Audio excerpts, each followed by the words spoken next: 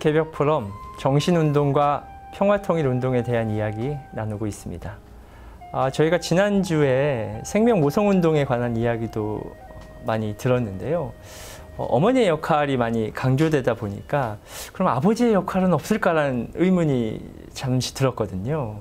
우리 이사장님 어떻게 생각하십니까? 제가 그 얘기 듣고 조금 서운했어요. 네. 저는 아버지니까. 네. 그러면 어머니만 영성에 영향을 미치고 네. 그럼 아버지는 뭐냐. 예. 근데 이제 제가 그 부부싸움도 과거에 많이 했는데 네. 어느 상담사가 저한테 그러더라고요. 네. 자녀 교육에 가장 영향을 미치는 건 엄마지만 그 엄마의 상처를 치유하는 가장 키는 아빠가 주고 있다. 그러니까 남편이 부인한테 얼마나 그 제대로 하느냐가 네. 바로 자식 교육에 영향을 미친다라는 얘기를 듣고 제가 충격을 받은 적이 있거든요. 네. 그래서 그 아까 김바나 박사님이 이제 모성치유의 말씀의 그 취지는 알겠는데 네. 그렇다고 부성은 그러면 통일운동에 기여하는 바가 없느냐. 네. 그런 좀 되받아치고 싶은 생각도 네. 좀 있었어요. 네. 그리고 솔직히 영성과 이렇게 여성을 이렇게 좀 매치시켜줬는데 물론 뭐 이제 종교는 여성의 영역, 또 영성은 여성의 영역, 그리고 정치나 통일은 남성의 영역, 뭐 이렇게 뭐 비유해서 얘기하기도 뭐 합니다. 네. 그러나 이제 그런데 사실 세계 기독교도 그렇고 불교도 그렇고 유교도 그렇고 그 훌륭한 종교의 또 창시자들은 다 남자란 말입니다. 네. 그분들이 어떻게 보면 가장 훌륭한 영성을 가진 분들이고, 그래서 사실은 영성운동에 남성들이 기여한 바가 그 굉장히 많은데, 그 김바나 선생님은 본인이 여성이라서 어머니라서 여성만 얘기하시는가? 네. 그래서 통일운동에 부성이 기여할 바도 굉장히 많다. 네. 자꾸 제가 남성을 표현하는 것 같습니다만은 네, 그런 좀 제가 의심이 좀 들었었습니다. 네. 네. 어떠십니까, 박사님? 저는 종교가 여성의 영역이라고 생각하지 않고 네. 종교는 정치에 비하면 여성적, 정치는 남성적이라고 생각해요.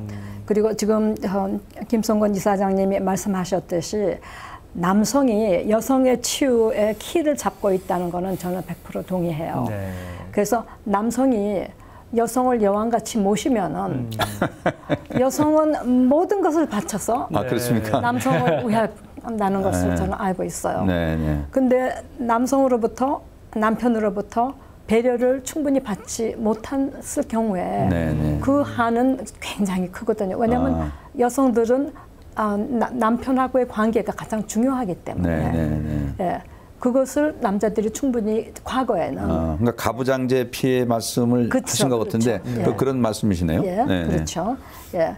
그래서 여성들이 지금 평화운동을 여성들이 다 해야 된다 하는 그런 얘기는 절대로 아니고 그동안에 여성들이 적극적으로 참여하지 않은 부분 또 적극적인 좀 더 사회적이고 그리고 특히 우리 나라 민족 한반도의 상황에서는 통일까지도 생각을 해야지 자식 양육하는데 가정의 여러 가지 이 틀을 잡아가는 데 있어서 가장 중요한 것은 안전과 평화잖아요. 이 나라에. 그것이 딱 서 있지 않고 다른 가치가 들어온다면은 그러면은 그 가치들은 안전과 평화, 내 땅바닥이 지진이 막 일어나고 있으면은 다른 더 중요한 것이 어디 있겠어요. 네. 예. 근데 이거는 땅의 지진이 아니고 인간의 심성에서 나오는 지진이니까 그거는 우리가 막을 수 있잖아요. 평화를 자기가 열심히 치유를 통해서 자기의 평화를 찾으면은 그리고 남편이 정말로 여성을 모셔주면은 여성은 모든 것을 다 바쳐서 남편을 모실 것이고 여성한테 남편이 짐이 되지 않고 예, 함께 이렇게 이해하면 어떨까요? 제가 이제 종교학을 한 사람인데 네. 가부장제라 그러면 대체로 우리 유교적인 그런 윤리하고 이렇게 좀 연관을 시키지 않습니까? 네. 근데 이제 유교하고 도교를 비교하면 유교는 좀 남성적인 종교예요. 네. 그러니까 이제 왕과 뭐 남자 뭐 이제 이런 윤리가 좀 강조되는데, 근데 도교는 이제 그 도덕경이라는 그 책에도 그렇듯이 여성의 덕에 대해서 굉장히 강조를 했거든요. 그래서 사실 지금 김바나 박사님 말씀은 이렇게 좀 표현하면 될 것 같아요. 통일운동에 있어서 그동안엔 너무 남성적 통일운동이었다. 그 남성은 이 사랑보다는 정의 이런 것들을 막 주장한단 말입니다. 그러니까 어떻게 보면 남쪽이나 북쪽이나 나름대로는 서로가 정의라고 싸우는 거예요. 네. 물론 그것도 필요하지만 그러나 한편으로는 이 사랑과 관용, 포용, 어머니 같은 이런 좀 여성성의 그 통일운동. 그러니까 여자가 나서야 된다는 뭐 그런 것도 말이 되지만 그런 통일운동에 있어서 여성성이 보완돼야지만 이 사랑과 정의가 이렇게 균형을 이뤄서 온전한 통일운동이 되듯이 그래서 그동안의 통일운동이 너무 좀 남성성의 그런 통일운동이 아니었던가. 그래서 이것을 좀 여성성으로 보완시켜야 된다. 뭐 그렇게 좀 이해를 하면 되겠습니까? 그것은 분명히 그렇게 그렇다고 생각해요. 동의해요. 그리고 그 무대를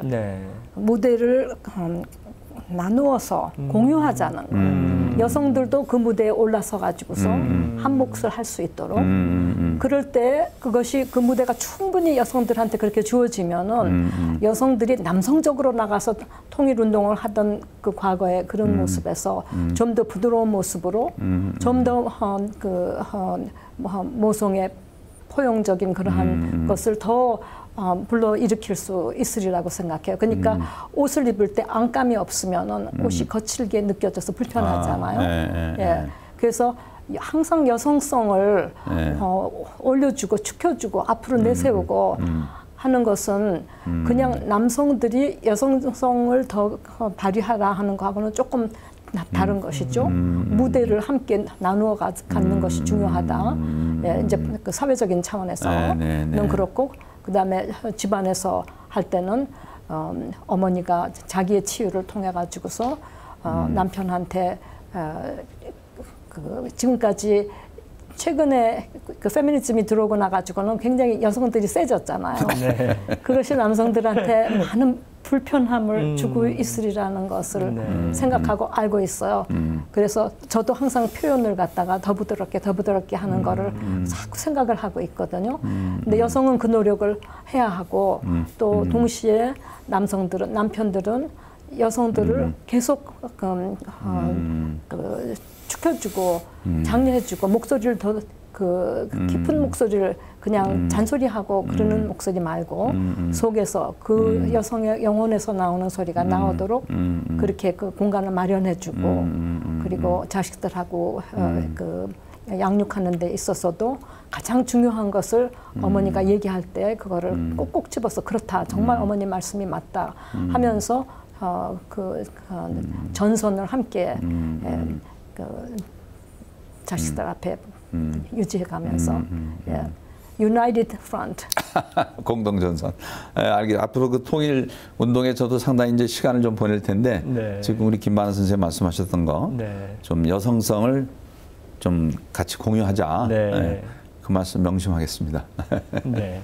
그동안 통일운동이 너무 남성성에만 치우친 부분이 없지 않아 있으니 여성성도 함께 균형을 맞춰서 남성성과 여성성을 함께 발맞춰 가야 진정한 평화통일이 이루어질 수 있다고 저도 그렇게 이해하도록 하겠습니다. 이번에는요. 종교와 평화통일에 대한 이야기를 나눠볼까 합니다. 두 분께서도 종교활동을 너무나 격없이 울 없이 활동을 하고 계시기 때문에 하실 말씀이 많을 거라 생각이 되는데요. 과연 종교가 평화통일에 기여할 수 있는 방법, 어떤 방법들이 있을까요? 제가 종교인 평화운동을 했을 때, 이게 이제 종교가 서로 이제 연합해서 무슨 운동을 하지 않습니까? 그럼 그때마다 이제 주제가 있어요. 예를 들어서 환경 문제라든지, 또 아동의 인권 문제라든지.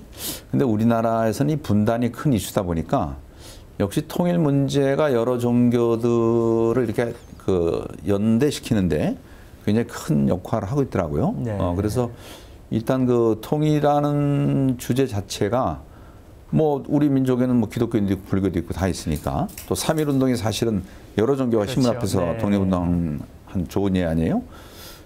그래서 어쨌든 종교의 연합운동하고 통일 이슈하고 그동안에 수십 년 동안 좀 깊게 연관이 돼 있다. 그런 말씀을 드리고 싶고. 근데 저는 그것도 중요하지만 더 근본적으로는 이제 종교를 그 영성운동의 일환으로 생각했을 때 종교 평화운동의 그 핵심은 그거거든요. 오로지 내 종교만이 옳고 너는 그러다를 극복하자는 겁니다. 네? 네. 그러니까 당신의 어떻든 그 진리도 인정을 해주고 네. 또 내지는 우리가 종교는 다르지만 서로 진리를 향해서 가는 도반이다. 그렇죠. 네. 라는 생각을 할 때 서로 그 형제가 회복이 되고 또 종교가 이렇게 연대할 수 있단 말입니다. 그러니까 그거를 통일운동에서도 그러니까 지금 남북이 통일되지 않는 가장 큰 이유 중에 하나가 서로가 자기 체제만이 옳고 네. 상대방 체제는 그러다. 네. 그러니까 무력으로라도 통일해야 된다라는 네. 그런 그 좀 지나친 그런 생각, 그런 또 행동이 지금 남북 간의 긴장을 갖고 오는 거란 말입니다. 그래서 솔직히 저는 통일 그러는데 네.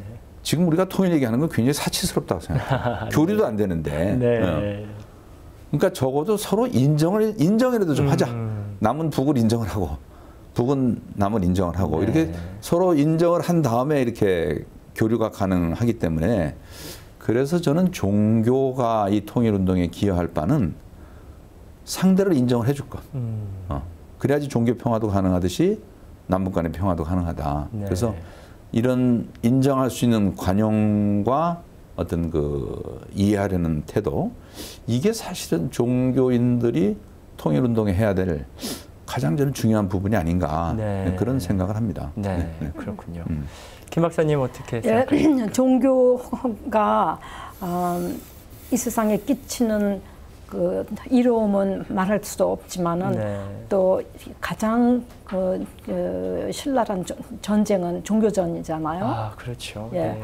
그런데 우리나라만큼 종교가 대화를 하고 종교 연합이라는 말이 나올 정도로 어떤 기독교 목사님한테 종교 연합을 얘기하니까 그게 무슨 말이냐고, 어떻게 종교가 연합을 하느냐고 그렇게 얘기를 하세요.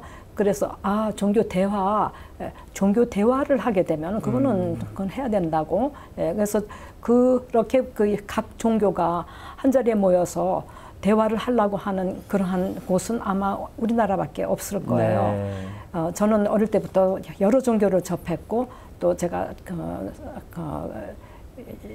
한 20년 전에 일본에서 한 6개월을 살았는데 거기서는 일본의 신흥 종교 네. 세계 구세교라는 가마쿠라 교회에서 살았어요. 네. 그것을 알기 위해서. 그리고 그쪽에서 저를 자기네들이 미국에 교세 확장하는 데 도와달라고 그렇게 얘기를 할 정도였어요. 그래서 저는 아주 우리가 인류를 위해서 처음으로 한번 굉장히 그 새로운 일을 해볼 수 있다. 그것이 뭔가 하면은 가마쿠라 세계 구세교가 그 건물을 짓고 미국에다가 그리고 원불교하고 에미서리하고 네. 우리가 함께 거기서 법회를 보고 예배를 보고 하는 그런 거를 할 수 있다면 얼마나 큰 모범이 되겠느냐. 네. 그런 제안을 했었어요. 네, 그들은 그거를 받아들이지는 못했어요.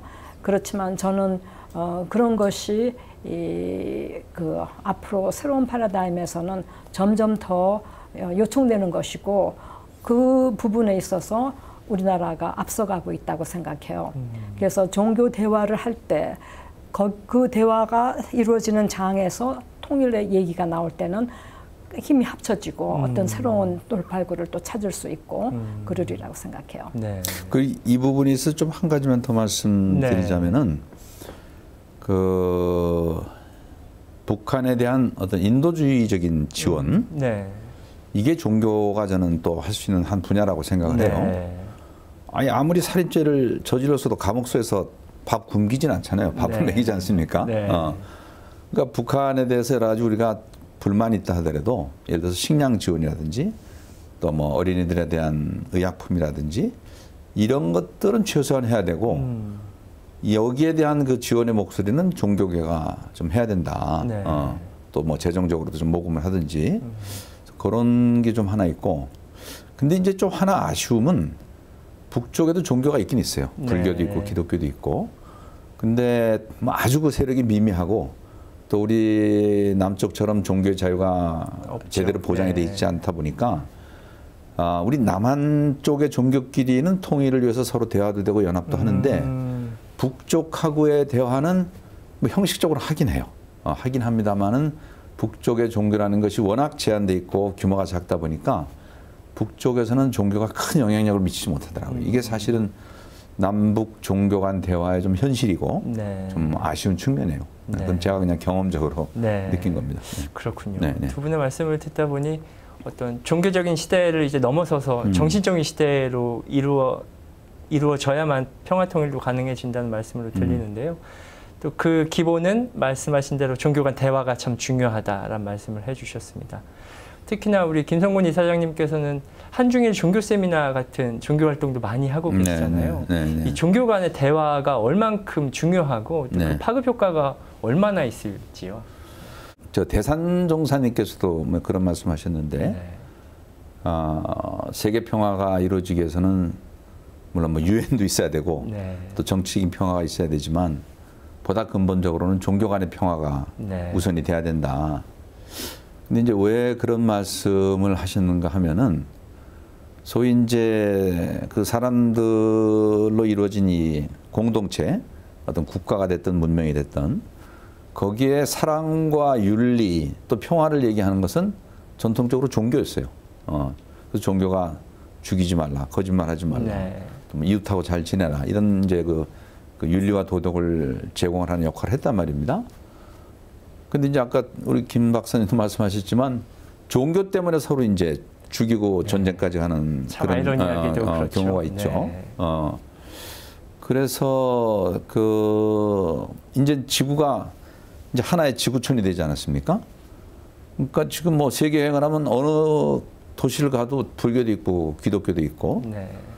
그러니까 이 폐쇄된 사회에서는 한 종교가 한 사회를 담당을 해도 그게 그렇게 큰 문제가 아니었지만 지금 열린 세상이 되다 보니까 여러 종교, 여러 윤리, 여러 가치가 지금 막 혼재돼서 충돌하고 있단 말입니다. 그렇기 때문에 소위 이 인간 공동체 윤리 내지는 도덕을 제공하는 것이 종교라고 하면은 여러 종교 공동체, 여러 이 사회가 이렇게 공존하는 이 지구촌 시대에는 한 나라의 윤리하고 다른 나라의 윤리가 서로 조화가 돼야지 충돌되면은 우리가 사는 것 자체가 어렵지 않습니까? 뭐 전쟁까지는 안 간다 하더라도 바로 그런 것 때문에 종교 간에 서로 통할 수 있어야지 내지는 이 화합할 수 있어야지 이 지구촌 시대의 어떤 평화라든지 또 질서라든지 윤리 이것이 확립되는 것이 아닌가. 그러니까 정치적인 평화는 제가 볼 때는 이제 그는 뭐 법과 때로는 뭐 무력으로서 해야 되는 거고 그러나 보다 본질적인 것은 도덕과 윤리가 서로 통해야 되는데 그걸 제공하는 것이 종교다 보니까 종교 간의 평화가 이 지구촌 시대 평화에 가장 우선적으로 이루어져야 된다라는 난 그 말씀이 상당히 일리가 있다고 생각을 합니다. 맞습니다. 도덕과 윤리를 종교가 제공하는 것이 가장 중요한 일인데 그런데 그것을 제공하기 직전에 혹은 제공하는 그 방법에 있어서 그 사고 방식 어떻게 하는가 하는 그 차이점, 그 차이점에서 충돌이 생긴다는 것이 현실이기 때문에 그것을 우리가 이제부터는 좀 더 그 충돌하는 부분이 무엇인가를 서로 확인하고 또 그 교인들한테도 그런 것을 종교 대화에 있어서 중요성과 충돌하는 부분이 뭐고 어떻게 그거를 우리가 방지할 수 있는가. 왜냐하면 우리의 궁극적인 목적은 도덕과 윤리를 제공하는 것이고 평화를 제공하는 것이고 사랑을 전파하는 것이고 그렇다 하니까 앞으로 종교들이 할 수 있는 그 일 항목에 그런 것이 들어갔으면 좋겠어요. 어떻게 대화하고 어떻게 상생하고 어떻게 서로 협력하고 그리고 저쪽에서 표현하는 방법은 이쪽에서 표현하는 방법에서 미처 커버하지 못하는 거를 또 커버하는 게 있기 때문에 기독교에서 깊이 뿌리 내리고 있는 분이 다른 종교에 가서 가만히 얘기를 들으면 나는 저 부분은 부족했어. 네. 저게 들어오니까 나한테 더 충분히 뭔가 그 부족했던 것이 이루어지는 것이 있어 네. 하는 그런 그 나눔을 체험을 또 나누고 그런 등등 하면 참으로 풍성한 그 종교 문화를 이룰 수 있을 것 같아요. 네. 저는 사실 지금 주제가 이제 통일인데 네. 기독교식으로 얘기해서 지금 남북이 분단된 것도 하나님의 섭리한 뜻이고 네. 또 남쪽에 종교 간 대화가 있는 것도 이게 섭리의 한 과정이라고 생각을 해요. 그러니까 지금 하나님이 보실 때 이러신 것 같아요. 너희 남쪽에 있는 종교들이 이 분단의 문제를 어떻게 푸나 한번 보겠다. 네? 일종의 테스트군요. 그 테스트죠. 예. 그러니까 지금 지구상의 마지막 분단 국가가 한국이거든요. 네. 그래서 사실 종교인의 역할이 지금 굉장히 중요한 겁니다. 굉장히 중요해요. 종교인이 연대해서 이 분단의 문제를 풀어나가면은 저는 이 세계 평화의 키가 한국에서 시작된다. 예. 네. 그 지금 중동에 오랜 지금 종교적인 충돌이 있는데 예. 그 뭐 유대하고 또 이슬람 또 뭐 기독교 그 키도 저는 이 동쪽에 사는 우리가 결국 만들어줘야 되는 것이 아닌가. 네. 그래서 저는 이 세계 평화의 키를 우리가 만들려고 지금 엄청난 진통을 겪고 있는 것이 아닌지. 그래서 저는 솔직히 우리 남쪽에 일어나는 이 종교 간의 평화 또 대화 운동 그리고 이것이 분단을 어떻게 극복하느냐 문제가 단순히 한반도의 문제가 아니고 세계 평화 직결된 문제다. 그런 나름대로의 믿음이 있고 네. 그 하느님이 보고와서 우리나라 만세 네. 애국가 있는데 네. 저는 뭐 그렇게 될 거라고 생각을 해요. 네. 그래서 종교 운동에서 영성 운동으로 가는 것이 네. 지금 과제인 것 같아요. 예. 그러니까 그 말씀이 그러니까 종교 운동 그러면은 그러니까 종교라는 종교는 없잖아요. 기독교가 네, 있고 그렇죠. 불교가 있고 네. 이제 따로 있는데 영성이라는 단어는 종교를 이렇게 그 서로 통할 수 있는 네. 공통적인 뭐 요소라고 할까요? 네. 그래서 영성 운동으로 간다 그러면 바로 거기서 다 만날 수 있는 것이 아닌가. 그래서 종교 운동으로 가면 것이 결국은 이제 영성 운동으로 이렇게 연계가 돼야 되는데 그런 면에서 사실 그 우리 김 박사님이 하시는 그 영성 운동 또 영성이라는 표현 이것이 앞으로 상당히 좀 주목을 받겠다. 네. 예, 예. 그래서 요즘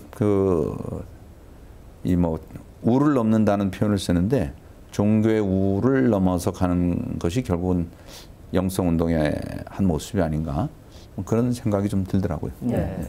영성이라고 할 때 여러 가지로 정의를 내릴 수 있지만 네. 한 가지 정의 내리는 방법은 전체와의 조율이라고 정의를 내릴 수 있을 것 같아요. 그리고 전체와의 조율이라는 것은 머리로 하는 것이 아니고 결국은 가슴으로 하는 네. 것이기 때문에 영성 운동은 결국은 감성 운동이 된다. 그렇게 또 볼 수가 있겠어요. 네. 그래서 감성, 느끼는 능력인데 그 느끼는 능력이 감정으로 안에서 이렇게 끓으면은 그리고 그것이 충돌이 되면은 그러면은 느끼는 능력이 그만큼 그 축소되고 그렇죠. 마비되고 네. 그러기 때문에 영성 운동이 감성 치유와 함께 가야 된다고 생각해요. 네. 그리고 평화 통일은 기본적으로 우리의 상처를 자각하고 인정하고 나한테 상처 때문에 내가 너를 상처 주었다. 미안해. 네. 예, 그 얘기를 할 수 있는 그 스텝을 우리가 이제 지금 밟기 시작했다고 생각해요. 네. 그것이 바로 회원이죠. 예, 네. 그렇죠. 네, 예. 맞습니다. 두 분의 말씀을 듣다 보니까 성직자인 저로서도 되게 따끔한 말씀인 것 같아서 제가 굉장히 가슴에 새기고 있는 중인데요. 두 분께서는 종교 간의 화합을 오랫동안 하셨기 때문에 그동안 하셨던 활동들 중에 종교 간의 화합이 정말 잘 이루어진 어떤 사례들이 좀 있을까요? 저희가 좀 참고할 수 있을 것 같습니다. 어떠십니까? 저는 제가 만나는 목사님, 스님들은 네. 대부분이 다 종교 간의 대화를 하시는 분이기 때문에 네. 예, 그렇지 않은 분들 아마 그 숫자가 점점 늘을 거예요. 늘고 있다고 생각해요. 그리고 가정에서도 한 가정에서 여러 종교를 가진 가족 멤버들이 함께 잘 어울려서 살고 있죠. 물론 문제들이 있을 수도 있고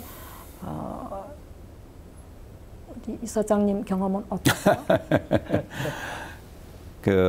제가 이제 종교 간 대화 한국에서 처음 시작한 게 네. 91년인데 그때만 해도 목사님이 우리 모임에 온 게 사진에 찍혀서 나가면은 그 목사님 다음 일요일 날 교회 나가서 엄청 시달렸습니다. 네. 사탄하고 사진 찍는 게 말이 되느냐 이런 식으로. 네, 그렇죠. 근데 요즘은 진짜 많이 낮았어요. 네. 요즘은 뭐 초파일 때 천주교 신부님들이 와서 축사도 하고 네. 또 크리스마스 때 사찰에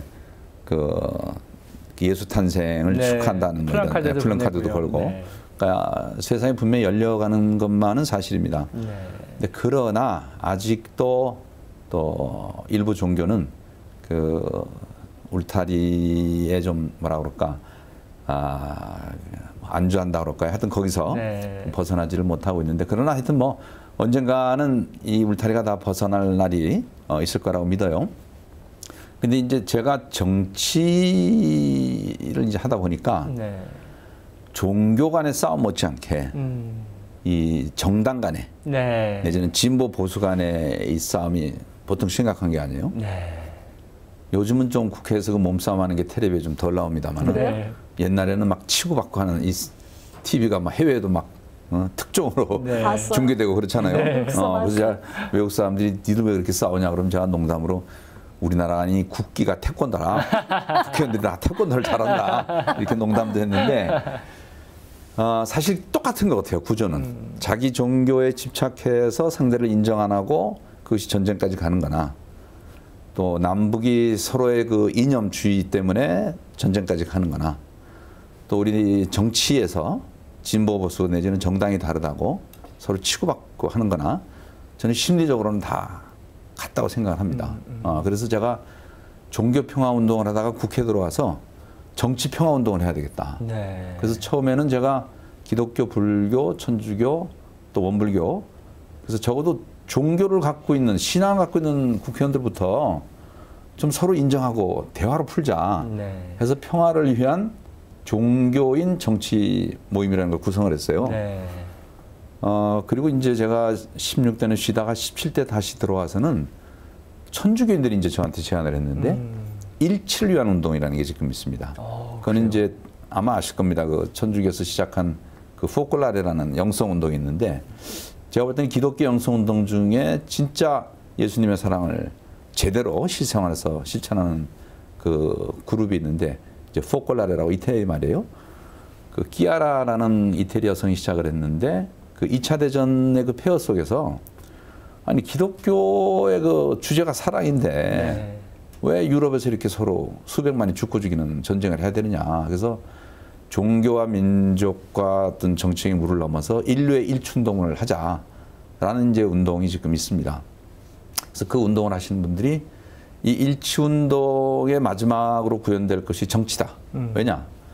전쟁도 정치인들이 하고 또 평화 조약에 사인을 하는 것도 정치인들이기 때문에 네. 정치야말로 이 일치운동을 그 제대로 구현해야 될 책임 있는 사람들이다 해갖고 네. 그 일치를 위한 정치운동이라는 게 지금 우리 국회에서도 10몇 년째 있습니다. 네. 그래서 지금 국회 선진화법이라는 게 있는데 그때 사실은 그 일치를 위한 운동에 참여하신 좀 정치인들이 좀 중심이 돼갖고 야, 이 치고받고 싸우는 건 좀 창피하지 않느냐. 다행이네요. 그런 말이 오고 가서. 치고받고 싸우는 거 하면 이제 국회에서 제명하자. 네. 그래서 만들어진 법안이 사실은 국회 선진화법입니다. 아, 그렇군요. 근데 이제 네. 국회 선진화법 때문에 이제 또 다른 뭐 식물국회가 됐다. 네. 이런 부작용도 많지만 그래도 동물국회보다는 식물국회가 낫지 않느냐.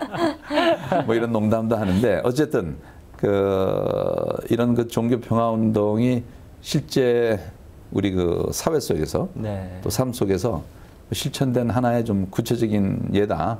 이걸 좀 말씀드리고 싶네요. 네.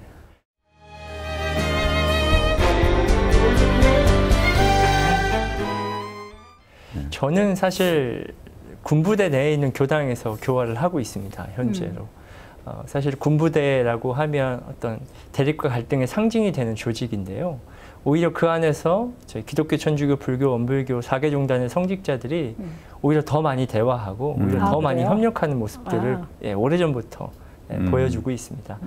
사실 각 종단의 경절일 날 가서 축하를 해주는 문화가 사실 군부대에서 가장 먼저 시작이 되었다고 해도 과언이 아니거든요. 그리고 실제로도 이제 대각개교절날 신부님, 목사님, 법사님들이 다 함께 교당으로 오시고요. 또 크리스마스가 되면 저도 역시 가서 그들에게 하나님의 사랑을 전할 수 있도록 저도 함께 도움을 갖고 있습니다. 이런 모습들이 군에서부터 시작되었다는 것이 굉장히 의미 있고 상징적인 역할이라고 저는 생각을 의외네요. 저는 군대 문화가 굉장히 경직된 문화라 네, 그렇죠. 전혀 상상을 안 했는데 네. 군대 내에서 그렇게 또 종교평화운동을 한다니까. 네, 제가 그래서 다행이네요. 12월 24일 날 굉장히 바쁩니다. 7시에는 교회를 가가지고 축하를 드리고 8시는 또 성당에 가서 축하를 드려야 되거든요. 제가 하루에 2탕을 이렇게 뛰고 있습니다. 그러시구나. 네. 네. 이제 군부대 이야기를 잠깐 드렸지만 사실 우리 현대 사회가 굉장히 많이 경직돼 있고 또 심지어는 어떤 자국의 이익 또 군사적인 어떤 군비 확장이라든지 군사적 강화에 대해서 평화가 굉장히 흔들리고 있는 실정 아닙니까? 또 그러다 보니까 자국의 이익을 위해서 어떤 폭력이나 전쟁도 지금 불사하고 있는 상황인데 이런 굉장히 불안정한 상태에서 어떠한 방법으로 좀 통일과 평화를 위해서 접근을 해야 할까요? 이게 다시 영성운동으로 오는데요. 네. 이 DMZ의 남북이 엄청난 지금 화기를 서로 마주보고 있습니다. 네. 근데 사실 이런 대립 상태를 만든 것은 아까도 얘기했지만 지난번에도 얘기했지만 우리의 마음이란 말입니다. 네. 내가 내 체제로 이 한반도를 통일시켜야 되겠다. 내지는 하여튼 우리 체제가 더 우월하고 저쪽 체제는 나쁘다. 낫다. 잘못했다. 네. 라는 어쨌든 그런 우리 어떤 마음의 상태. 그리고 이제 이것이 자꾸 충돌하다 보니까 서로 이제 증오하게 되고 결국은 남쪽과 북쪽이 이제 주적이 되는 거죠. 주적. 예. 그러니까 같은 민족끼리 주적이 된다는 게 참 어떻게 보면 이거 참 아이러니예요. 그렇죠. 예? 예. 다른 민족이면 또 네. 모르겠는데. 네. 예. 그러면서 북한도 그렇고 남쪽도 그렇고 엄청난 예산을 여기 다 쏟아붓고 있단 말입니다. 네. 그 돈을 우리가 복지나 교육 예산에 쓰면 얼마나 좋아요. 그러니까요. 네네네. 근데 이걸 해결하는 방법은 마음을 돌리는 수밖에 없어요. 근본적으로. 근데 우리 마음을 돌리는데 이게 돈이 드냐 말이에요. 돈 하나도 안 들잖아요. 네. 네? 어떻게 보면 힘이 드는 것도 아니에요. 네. 어떻게 보면 가장 간단한 문제고 그러면 가장 간단하고 가장 돈 안 드는 해결의 방법이 있는데 그리고 이것이 가장 근본적인데 이건 놔두고 가장 돈 많이 드는 그리고 그것이 오용되면 엄청난 생명을 죽일 수 있는 이런 무기로 지금 남북이 대치되고 있는데 네. 이건 정말 죄 중에 큰 죄다. 네. 그래서 하여튼 모성치유가 됐든지 네. 뭐가 됐든지 이 아이러니를 진짜 해결해야 될 텐데 그래서 어쨌든 우리가 군사적으로 지금 남북이 대립돼 있지만 이걸 군사적인 측면에서 보지 말고 아까도 제가 얘기했지만 마음의 문제로 그러니까 네.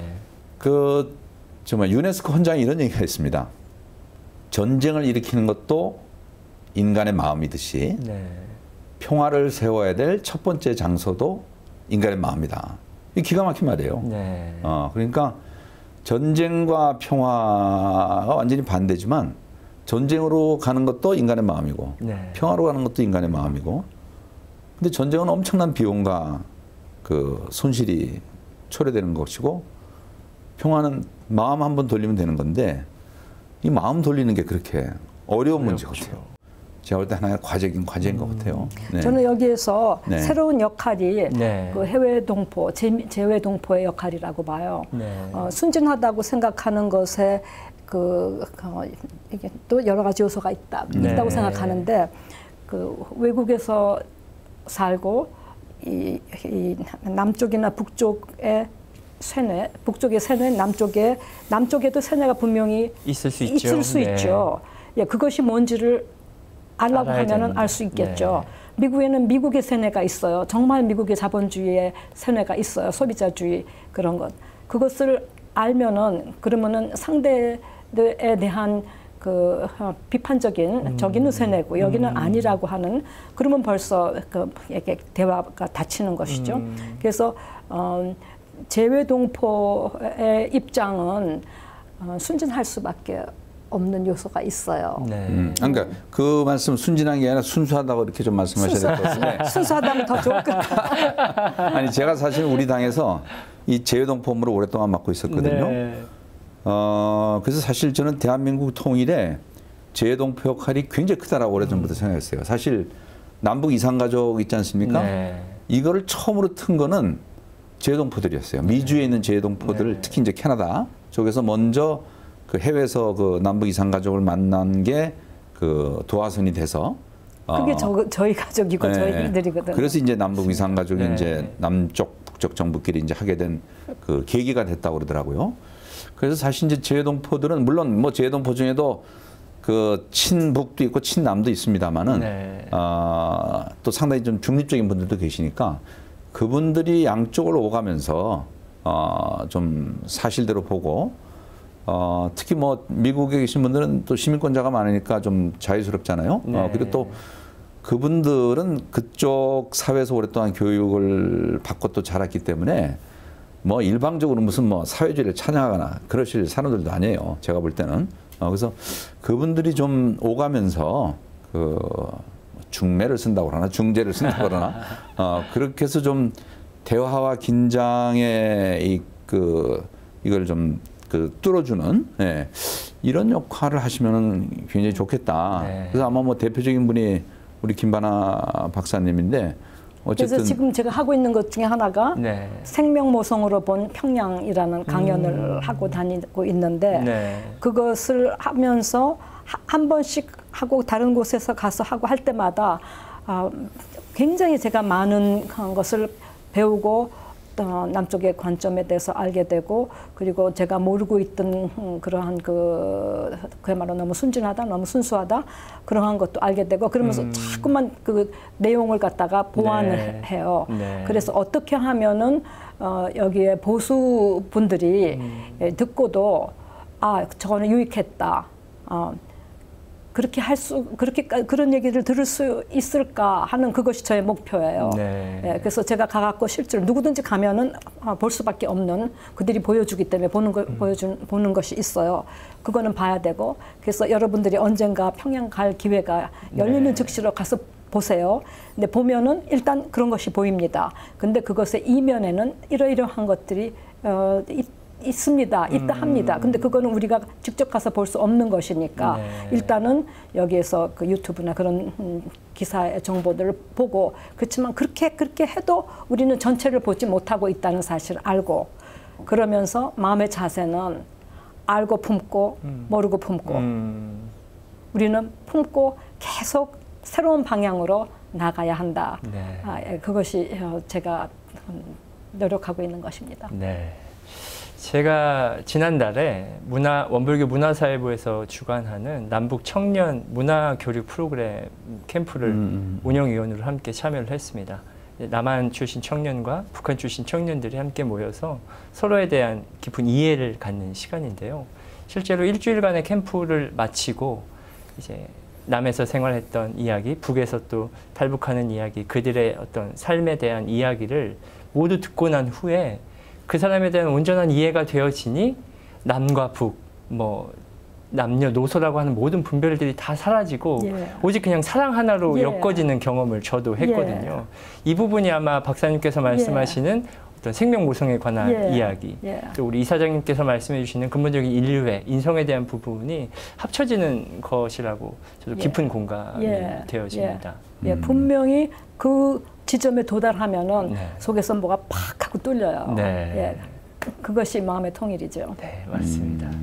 그런데 사실은 지금 현 시대의 청년들이 물론 이렇게 긍정적으로 바라보는 청년들도 있지만 어떤 통일에 대한 문제가 어떤 사회적인 비용이 부담으로 또 부정적으로 좀 생각하는 청년들도 분명히 있을 수 있거든요.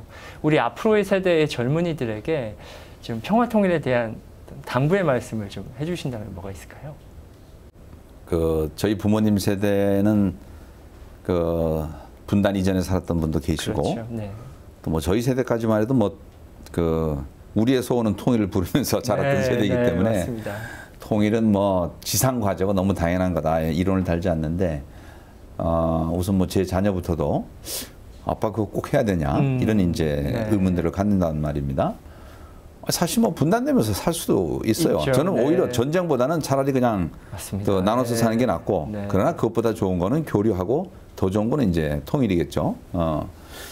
그런데 어쨌든 지금 우리가 그 코리아 디스카운트라는 말도 쓰지만 남북이 군사적으로 긴장할 때마다 경제적으로 사회적으로 그것이 미치는 그 이 손실이라는 게 엄청나단 네. 말입니다.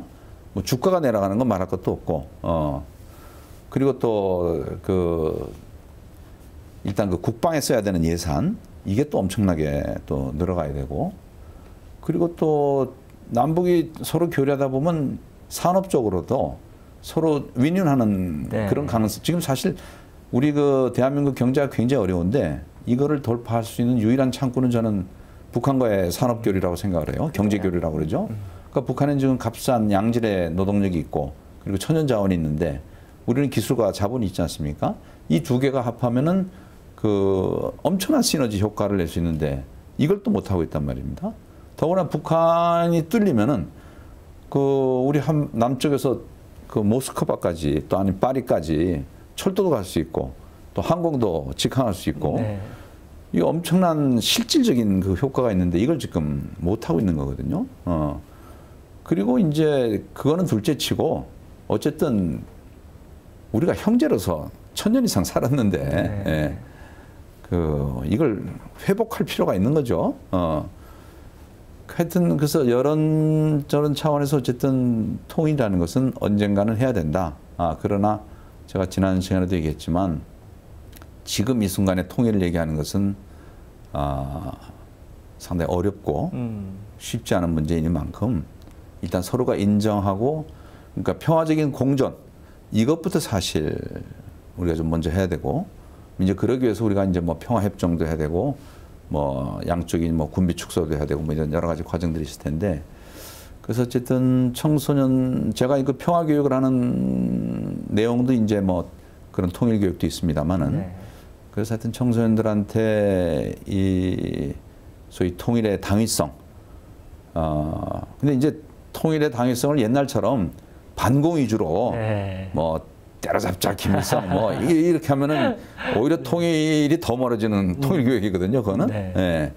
그래서 그 왜 우리가 역사적으로 또 경제적으로 통일이 돼야 되는가 그리고 또 그 전에 어떻게 우리가 서로를 인정하고 교류할 것인가 이런 좀 바람직한 그런 통일 교육 뭐 평화 교육이라고 해도 좋고요. 이런 것들을 청소년들한테 좀 제대로 교육시킬 필요가 있다. 네. 그렇게 생각을 합니다. 네. 네. 제가 하고 싶은 이야기는 지금 김성근 이사장님 말씀하셨듯이 상대를 인정하고 이미 독자적인 국가니까는요. 지금 그것을 인정 안 하려고 한다는 것은 그건 너무나 그건 뒤떨어진 네. 자세죠. 그래서 인정하고 교류하고 그것이 마음 통할 통자의 통일, 마음의 통일의 첫 단계라고 생각합니다. 네. 그리고 제가 가장 중요하게 보는 것은 정신적인 차원에서 남과 북이 분단이 너무 오래돼 있으면서 일어난 아주 그 특이한 정신적인 질환, 정신의 질환적인 현상이 네. 있어요. 북에는 어떤 책에 그 북에 대한 책에는 뭐라고 써 있는 것만 자폐아적이라고 써 있다. 너무 오랫동안 닫혀 있기 때문에 네. 자폐적인 현상이 일어나고 있다. 그렇게 얘기해요. 그리고 거기는 자살이 없고 정신병원이 없다고 그래요. 예. 그 정도로 모든 것이 당하고 연결이 돼가지고 일체 단결이기 때문에 네. 이쪽은 반대로 그러니까 일체 단결을 그렇게 할 수 있다는 건 그거는 정상적이 아니라고 할 수 있죠. 어떻게 그렇게 모든 사람이 일체 단결을 항상 70몇 년 동안 할 수 있겠어요? 얼마만큼 단호한 체제이면 그게 가능하겠어요? 이쪽은 반대로 자살률이 많고 정신질환이 너무 많고 그것은 분명히 여기에 어떤 정신적인 문제가 있다는 것을 보여주잖아요.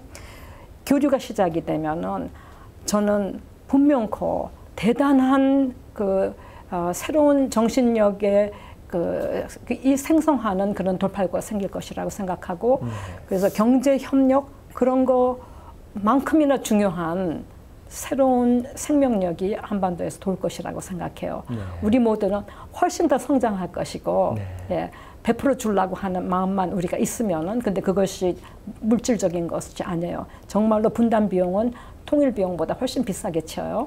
그렇기 때문에 품고 알라고 하는 것 그것이 첫 단계. 젊은이들은 알라고 해야 좋겠다 하는 거예요. 그리고 그 말씀 중에 통일을 다스릴 통자가 아니고 통할 통자 쓰시라고 하는데 그거 아주 기가 막힌 말이네요. 네. 제가 국회에 제안해서 네.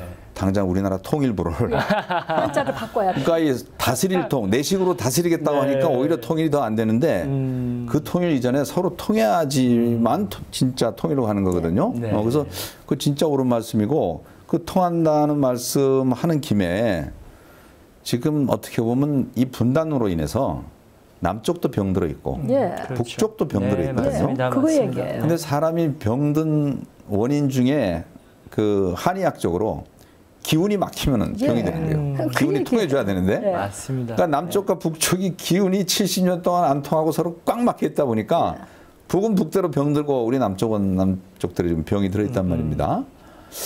그래서 하여튼 이 기운을 이 한반도에 통하게 하는 거, 네.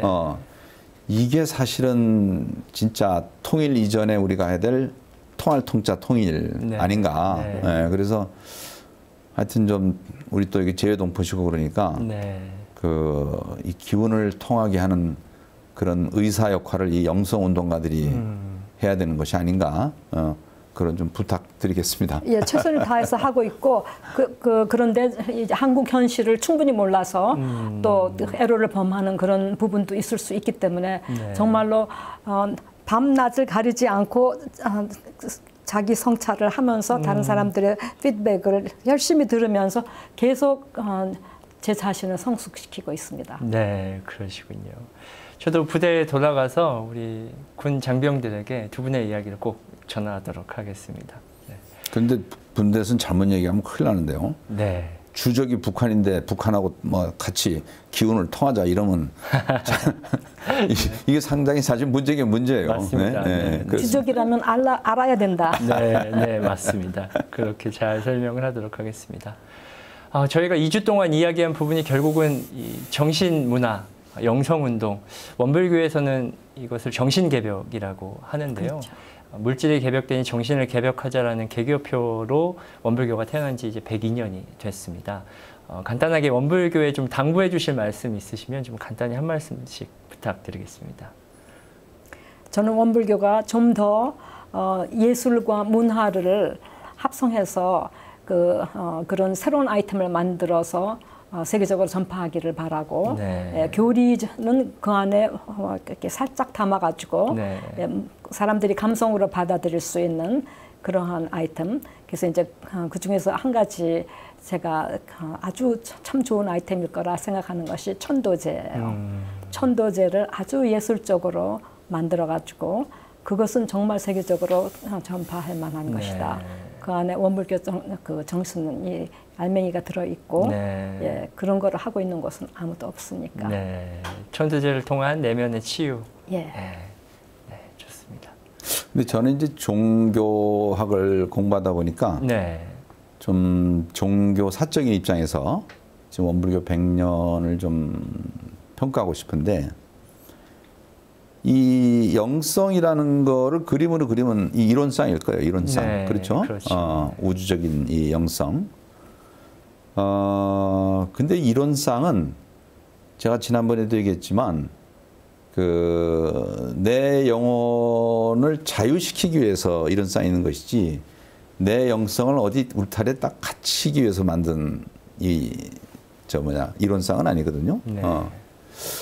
근데 저는 원불교의 원은 사실은 이게 진리를 표시한 거 아닙니까? 예. 근데 원불교가 지금 100년이 지나면서 모든 종교가 사실 그랬습니다.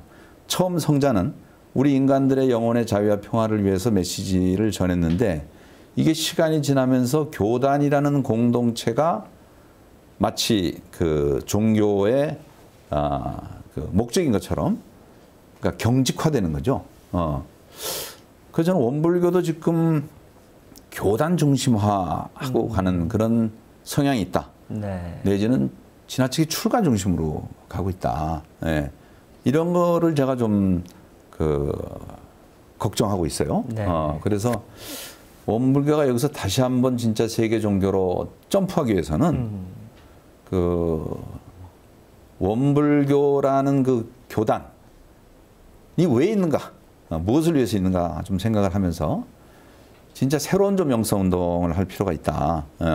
사실 기독교도 그렇고 불교도 그렇고 이게 2000년 이상 존재한 그 이유 중에는 끊임없이 새로운 영성 운동들이 있었습니다. 예를 들어서 기독교 같은 경우는 뭐 수도원 운동이라든지, 그러면서 그 종교를 자꾸 이제 변화시켜 나가고, 그래서 그 생명을 유지한 건데, 우리 원불교가 지금 뭐 이제 4대 종단을 부릅니다만은 아직도 미미하죠. 그리고 세계로 나가고 있다고는 하지만, 뭐 사실 노대종교에 비하면 뭐 아주 작은 종단이고. 맞습니다. 근데 뭐 저는 자꾸 그거가 문제가 아니라 어쨌든 왜 원불교가 존재하는가를 우리가 좀 스스로 물으면서 우리 교단 원불교라는 교회에 묶이면 안 된다. 네. 그것이 저는 종교의 궁극적인 목표고 또 영성 운동의 목표고 그럴 때만 진짜 원불교가 될 수 있다. 모르겠어요. 이제 제가가 좀 너무 우리 저 교무님 앞에서 좀 건방진 얘기를 했는지는 모르겠는데, 그래서 이거는 뭐 출가도 그렇고 제가도 그렇고 그게 대종사님 정신으로 다시 맞습니다. 돌아가는 것이고, 네. 원불교가 진짜 세계를 위해서 해야 될 그런 의무를 또 역할을 우리가 좀 다시 한번 생각하는 그런 길이다라는 걸 좀 말씀드리면서, 하여튼 뭐 통일 운동에도 좀 원불교가 네. 좀 역할을 해야 될 텐데, 저는 뭐 아마 통일이 되면은 북쪽 사람들이 가장 뭐랄까 좀 쉽게 이해할 수 있는, 이게 민족 종교이기 때문에요. 그것이 또 원불교 아닌가. 그러니까 북한 사람들의 그 영성 치유에 원불교가 상당한 역할을 하지 않을까라는 이제 기대도 하게 되는데, 어쨌든 원불교가 우리 민족을 구하고 세계를 구하기 위해서는 다시 한번 우리가 대종사님 원불교를 창교하신 정신으로 우리가 좀 돌아갈 필요가 있다. 좀 그런 말씀을 드리고 싶습니다. 네, 지금까지 정신운동과 평화통일운동에 대해서 사단법인 평화의 김성곤 이사장님, 그리고 생명모성운동의 김바나 박사님 모시고 이야기를 나눠봤습니다. 시청자 여러분들의 마음속에 정신운동의 씨앗이 뿌려지고 또 평화통일운동의 씨앗이 뿌려졌기를 간절히 바라면서 오늘 이 시간 마무리하도록 하겠습니다. 오늘 귀한 시간 내주신 두 분 정말 감사드리고요. 다음 감사합니다. 기회에 또 모셨으면 좋겠습니다. 감사합니다. 감사합니다.